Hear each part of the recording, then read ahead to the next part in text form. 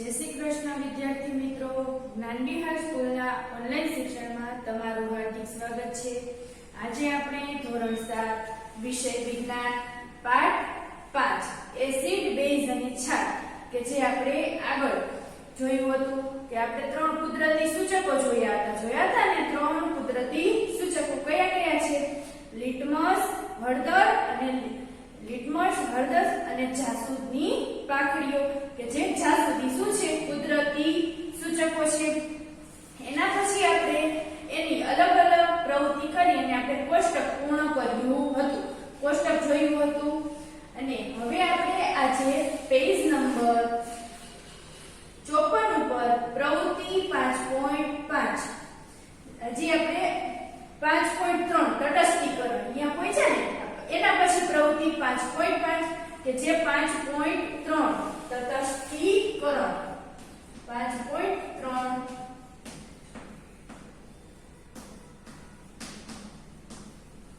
તો કે તટસ્થીકરણ કોને કહેવાય?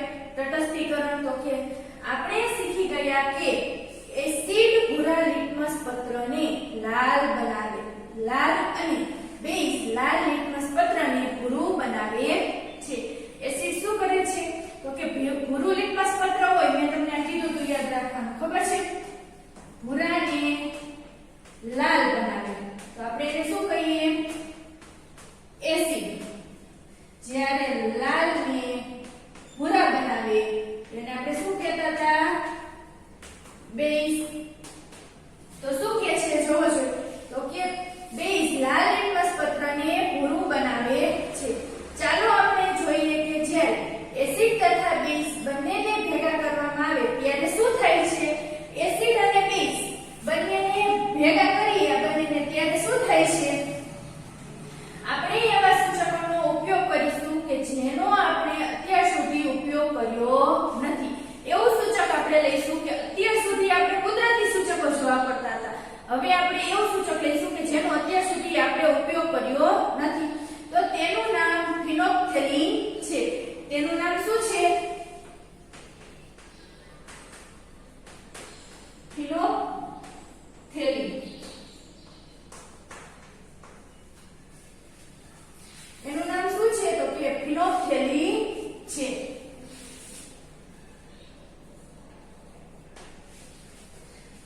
તો પ્રવૃત્તિ 5.5 આ પ્રવૃત્તિનું વર્ગમાં શિક્ષક દ્વારા જ નિદર્શન કરવામાં આવે છે। આ પ્રવૃત્તિ આપણે શિક્ષક દ્વારા જ્યારે વર્ગમાં તમે આવો સ્કૂલે ત્યારે આ પ્રવૃત્તિનું આપણે હું હોય તો જ આનું નિદર્શન કરવાનું, નહીંતર તમારે કોઈ આ પ્રવૃત્તિ ઘરે કરવાની નથી। ચાલો, કસનાળીમાં ચોથા ભાગનું મંદ હાઇડ્રોક્લોરિક એસિડ વડે ભરો। કેવું લેવાનું છે? જો આ કસનાળી છે, આપણે બોર્ડ ઉપર જોઈ લઈએ પ્રયોગ। આ શું છે? કસનાળી છે, એમાં મંદ હાઇડ્રોક્લોરિક એસિડ, આ કેવું લીધું આપણે? મંદ હાઇડ્રોક્લોરિક એસિડ લીધું। એના પછી શું નાખવાનું છે કસનાળીમાં?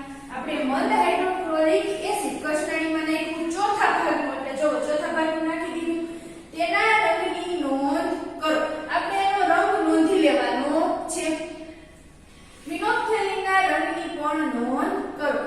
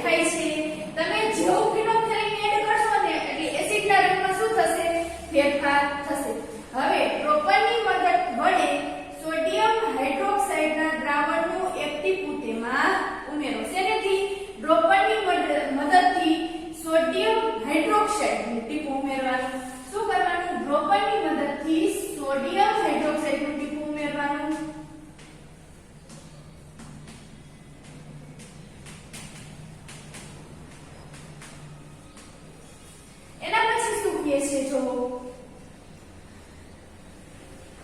કસને અડીને હળવેથી હલાવો પછી ફરી શું કરવાનું કસને અડીને હળવે દઈને હલાવવાનું શું દ્રાવણના રંગમાં કોઈ પરિવર્તન જણાય છે હવે ટીપે ટીપે સોડિયમ હાઇડ્રોક્સાઇડના દ્રાવણને ઉમેરતા જાઓ શું કરવાનું સોડિયમ હાઇડ્રોક્સાઇડનું દ્રાવણ એક ટીપું ઉમેર્યું કસને અડીને હલાવવાની બીજું ટીપું ઉમેરવાનું વળી કસને અડીને હલાવવાની એવી રીતના ટીપા ટીપા ઉમેરતા જવાનું ટીપું ટીપું ઉમેરતું જવાનું અને શું દ્રાવણના રંગમાં કોઈ પરિવર્તન જણાય છે એમ કહે છે તો કે હવે ટીપે ટીપે સોડિયમ હાઇડ્રોક્સાઇડના દ્રાવણને ઉમેરતા જાઓ જ્યાં સુધી ગુલાબી રંગ અદ્રશ્ય ન થાય આ કેવો રંગ હતો આપણે ફિનોક્થેલિન ઉમેર્યું આ કેવો રંગ થઈ ગયો તો ગુલાબી તમે જેવું સોડિયમ હાઇડ્રોક્સાઇડ ઉમેરશો ટીપે ટીપે એટલે દ્રાવણ કેવું થઈ જશે ગુલાબી રંગમાંથી અદ્રશ્ય રંગવિહીન કેવું રંગવિહીન અથવા તો અદ્રશ્ય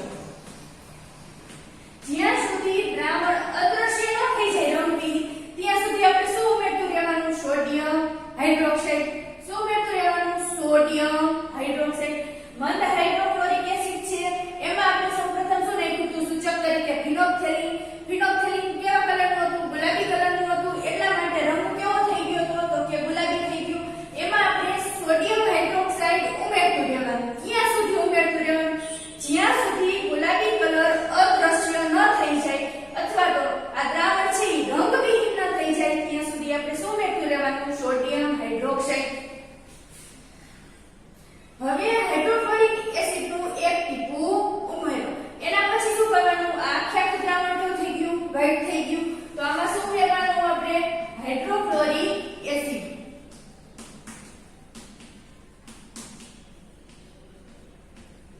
હાઇડ્રોક્લોરિક એસિડનું એક ટીપું ઉમેરવાનું છે તમને શું જોવા મળે છે દ્રાવણ ફરીથી રંગવિહીન બને છે દ્રાવણ કેવું થઈ જાય છે આખું રંગવિહીન ફરીથી સોડિયમ હાઇડ્રોક્સાઇડનું એક ટીપું ઉમેરો પાછું શું કરવાનું ફરીથી વળી પાછું સોડિયમ હાઇડ્રોક્સાઇડનું એક ટીપું ઉમેરવાનું છે શું રંગમાં કોઈ ફેરફાર જણાય છે એમ કે છે રંગમાં તમને કોઈ ફેરફાર જણાય છે તો કે દ્રાવણ ફરીથી ગુલાબી રંગનું બને છે જેવું તમે હાઇડ્રોક્લોરિક એસિડનું એક ટીપું નાખશો અને એ નાખ્યા પછી વળી પાછું સોડિયમ હાઇડ્રોક્સાઇડનું એક ટીપું નાખશો એટલે દ્રાવણ કેવું બનશે વળી પાછું ગુલાબી રંગનું દ્રાવણ બની જાય છે કે જે દ્રાવણ રંગવિહીન બની ગયું હતું એમાં તમે હાઇડ્રોક્લોરિક એસિડનું એક ટીપું ઉમેરો અને સોડિયમ હાઇડ્રોક્સાઇડનું વળી પાછું એક ટીપું ઉમેરો એટલે દ્રાવણ કેવું બની જશે ગુલાબી રંગનું આ સ્પષ્ટ છે કે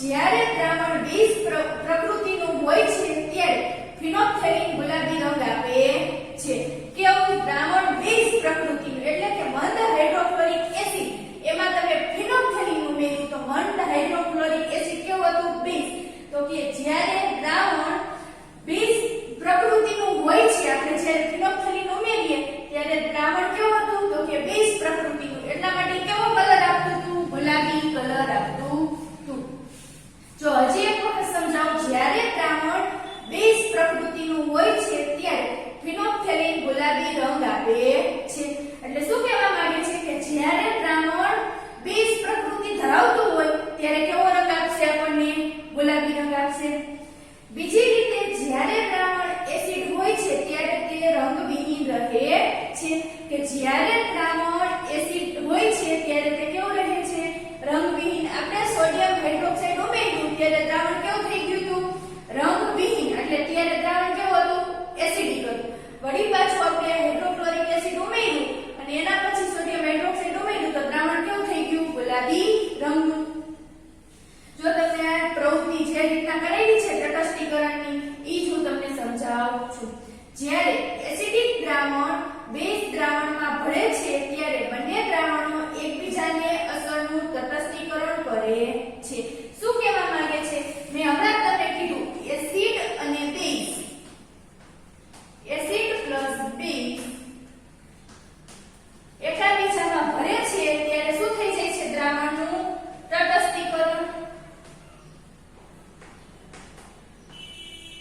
ત્યારે દ્રાવણ કેવું બની જાય છે તટસ્થ એસિડ હોય છે બેઝ હોય છે એટલે દ્રાવણ કેવું બની જશે તટસ્થ બની જશે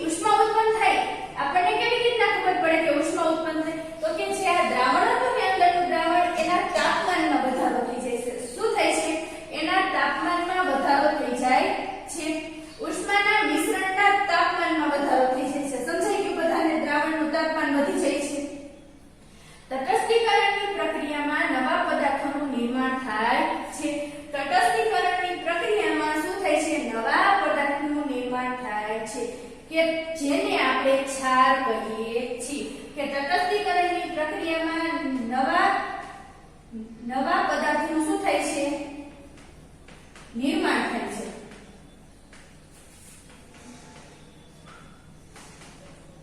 કે જેને આપણે શું કહીએ છીએ ક્ષાર કહીએ છીએ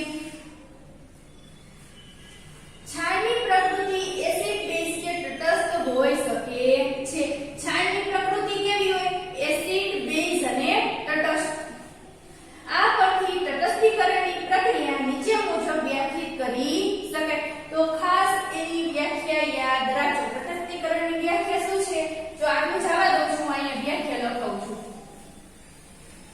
એની નીચે પેન્સિલથી અંડરલાઈન કરી નાખજો એસિડ તથા બેઝ વચ્ચેની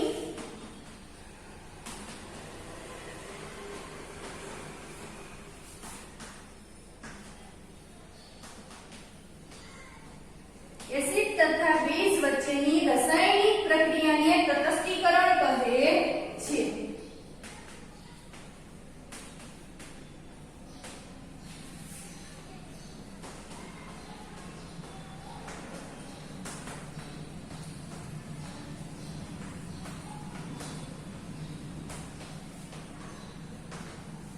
શું કહે છે તો કે એસિડ તથા બેઝ વચ્ચેની કેવી પ્રક્રિયા રાસાયણિક પ્રક્રિયાને તટસ્થીકરણ કહે છે પ્રક્રિયામાં પાણી ક્ષાર તથા ઉષ્મા ઉત્પન્ન થાય છે આ પ્રક્રિયામાં શું ઉત્પન્ન થાય છે તો કે પાણી ક્ષાર અને ઉષ્મા ઉત્પન્ન થાય છે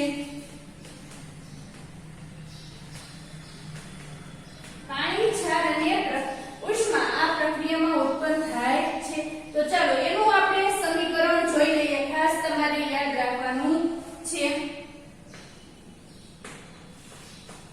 એસિડ પ્લસ બેઝ તો આપણે સામે આપણે પ્રક્રિયા કરી તો એનો આપણે શું મળશે તો કે આપણે નિપજ શું મળશે પ્રક્રિયાની એસિડ અને બેઝ સાથેની આપણે પ્રક્રિયા કરી તો આપણે નિપજ શું મળશે ક્ષાર પ્લસ પાણી ક્ષાર અને પાણી અને બીજું શું ઉત્પન્ન થશે ઉષ્મા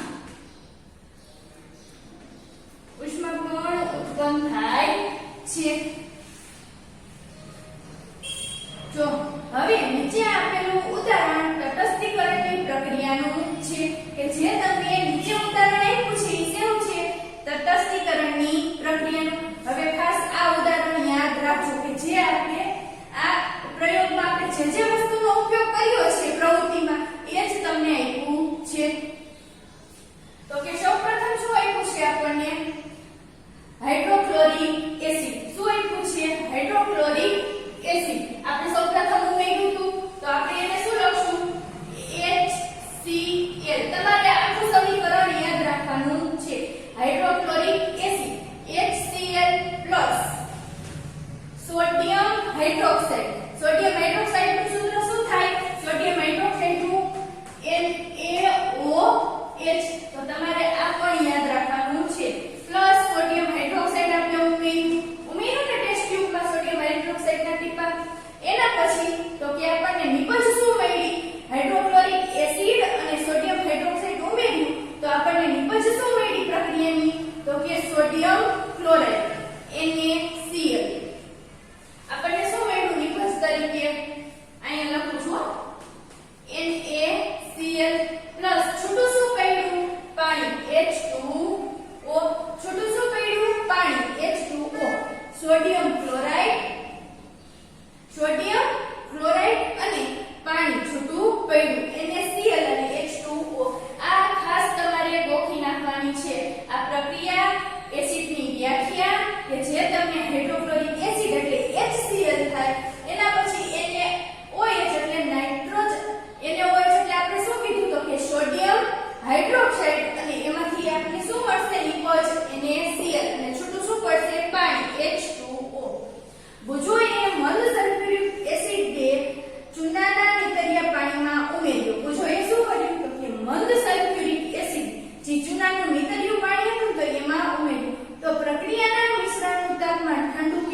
હશે?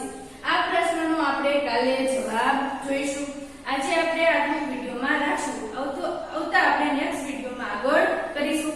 આટલું ખાસ આજે સમજી લેવાનું છે. આ ખાસ પ્રક્રિયા તમારે સમજી લેવાની છે, વ્યાખ્યા યાદ રાખવાની છે. આપણે કેવી રીતના પ્રવૃત્તિ કરી પણ તમારે જોવાનું છે. જો એકવાર ન સમજાય તો બીજી વાર વિડીયોને જોઈ લેવાનો, અથવા તો જે જગ્યાએ ન સમજાણું હોય એ જગ્યાએ તમારે નીચે લીટી કરી અને મને સ્કૂલે આવો ત્યારે પૂછી લેવાનું છે કે ટીચર આ નથી સમજાતું. અસ્તુ.